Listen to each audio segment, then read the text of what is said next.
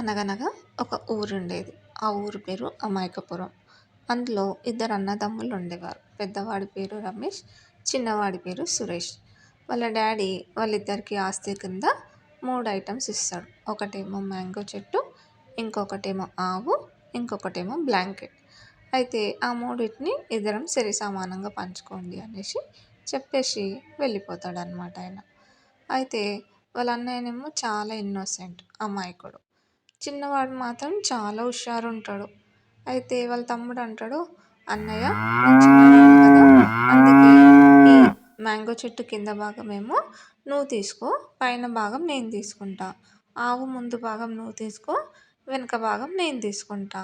Blanket ఏమో night నేను వాడుకుంటాను, పొద్దున పూట నువ్వు వాడుకో" అనేసి చెప్తాడనమాట. వాళ్ళ అన్నయ్య అన్నిటికీ ఓకే అని చెప్తాడు. అయితే చెట్టుకి రోజు వాటర్ పోస్తాడు. కింద మొత్తం క్లీన్ చేస్తాడు. చెట్టుకి ఎరువేస్తాడు. ఆకులు పడ్డాయన్నీ ఊడ్చేసి నీట్‌గా పెడతాడనమాట. కానీ వాళ్ళ తమ్ముడు సురేష్ మాత్రం ఏం చెయ్యడనమాట చెట్టుకి. తర్వాత ఆవుకి కూడా రోజు రమేష్ దానికి దానా తెచ్చి పెడతాడు. గడ్డి తెచ్చి పెడతాడు. వాటర్ పోస్తాడు. రోజు దానికి మంచిగంతా చూసుకుంటాడనమాట. అలా రోజు రమేష్ దానికి మంచిగా ఫుడ్ పెట్టేసి చూసుకుంటాడు. కానీ చిన్నవాడు మాత్రం ఆవుకి ఏం చేయనే చేయడు. అయితే సురేష్ చెట్టు దగ్గరకొచ్చేసి చెట్టెక్కేసి ఆ చెట్టు పైన కాసిన మామిడి అన్నీ బాస్కెట్‌లో తెంపేసుకొని అవి మార్కెట్‌లో తీసుకెళ్ళి అమ్ముకుంటాడనమాట. రోజు ఆ చెట్టు పైన ఉన్న మ్యాంగోస్ అన్నీ తెంపుకుంటాడు. అవి బాస్కెట్‌లో ఏసుకొని మార్కెట్‌కెళ్ళి అవి మొత్తం సేల్ చేసేస్తాడు. ఆ వచ్చిన డబ్బులన్నీ దాచిపెట్టుకుంటాడనమాట. కానీ వాళ్ళ అన్నయ్య మాత్రం మనీ ఏమి తీసుకోడు వాటికి. రోజు అలాగే చేస్తాడు. అయితే వచ్చిన డబ్బుల విషయం కూడా వాళ్ళ అన్నయ్యకి ఏం చెప్పాడనమాట. అయితే ఆవుకి కూడా రోజు వాళ్ళ తమ్ముడు ఒక పాల క్యాన్ తీసుకొచ్చేసి ఆ పాలు పిండుకొని అవి కూడా అమ్మేసుకుంటాడనమాట. పాలను కూడా స్వీట్ హౌస్‌లో, హోటల్స్‌లలో అక్కడ అమ్మేసి వచ్చిన డబ్బులన్నీ కూడా తీసి దాచిపెట్టుకుంటాడనమాట. రోజు అలాగే చేస్తాడు. ఒక సైకిల్ పైన పెట్టేసుకొని మిల్క్ క్యాను అవి మార్కెట్‌లో వెళ్ళిపోయి అమ్మేసుకుంటాడనమాట. వచ్చిన డబ్బులు వాళ్ళ అన్నయ్యకి ఏమి ఇవ్వనే ఇవ్వడనమాట. కొన్ని రోజుల తర్వాత వాళ్ళ అన్నయ్య రమేష్‌కి పెళ్ళైతది. కానీ వాళ్ళ వైఫ్ చాలా హుషారుంటది.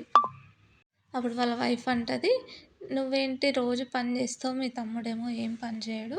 ఇప్పుడు పెళ్ళయింది కదా! ఇప్పటి నుంచి నేను చెప్పిన మాటనే నువ్వు వినాలి. నేను చెప్పినట్టు చెయ్యి" అనేసి వాళ్ళ వైఫ్ రమేష్‌కి చెప్తది.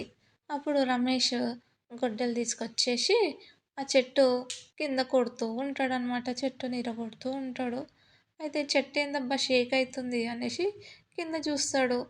సురేష్ చూసి, "అన్నయ్య ఏం చేస్తున్నావు నువ్వు? చెట్టునెందుకు కొడుతున్నావు నువ్వు?" అనేసి అడుగుతాడు. అప్పుడు రమేష్ అంటాడు, "కింద భాగం నాది గదా! అందుకే నేను చెట్టుని కొట్టేసుకుంటున్నా. నీది పైన భాగం కదా! నువ్వు ఫ్రూట్స్ తెంపుకో" అని చెప్తాడు.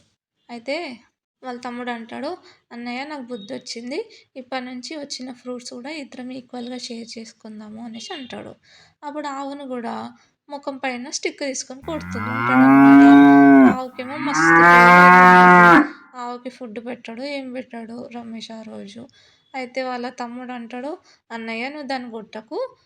కావాలంటే మనిద్దరము ఈక్వల్‌గా వర్క్ షేర్ చేసుకుందాం. వచ్చిన పాలు గూడా మనిద్దరం ఈక్వల్‌గా షేర్ చేసుకుందాము. ఆవుని మాత్రం కొట్టకు నువ్వు. ఒకరోజు ఫుడ్ నేను పెడతా ఆవుకి, ఒకరోజు నువ్వు పెట్టు. అలా మనిద్దరం వర్క్ షేర్ చేసుకుందాము" అనేసి అంటాడు. సరే అనేసి ఇద్దరు ఒప్పుకుంటారు. ఆ తర్వాత నైట్ టైంలో వాళ్ళ తమ్ముడు బ్లాంకెట్ కప్పుకొని మంచిగా నిద్రపోతుంటాడు గురకలు కొట్టుకుంటూ. కానీ వాళ్ళ అన్నయ్యకి మాత్రం దోమలు కరుస్తుంటాయి. బాగా చలి పెడుతుంటది. ఆ రోజేమో ఫుల్లు వాన పడుతుంటది. అట్లా అన్నయ్య చలికి వణుకుతుంటాడు. అప్పుడు నెక్స్ట్ డే రోజు వాళ్ళ అన్నయ్య ఆ దుప్పటి తీసుకెళ్ళి వాటర్‌లో మొత్తం ముంచేసి ఆ బ్లాంకెట్‌ని ఉతికేస్తాడనమాట. అప్పుడు వాళ్ళ తమ్ముడొచ్చి అడుగుతాడు, "ఏంటన్నయ్య ఏం చేస్తున్నావు నువ్వు?" అనేసి అంటే, అప్పుడు డే టైమ్ నాది గదా! అందుకే నేను బ్లాంకెట్‌ని ఉతికేస్తున్నా. నైట్ నీది గదా! నువ్వు కప్పుకొని పడుకో అనేసి అంటాడు. అప్పుడు వాళ్ళ తమ్ముడు అంటాడు, అన్నయ్య నాకు బుద్ధొచ్చింది.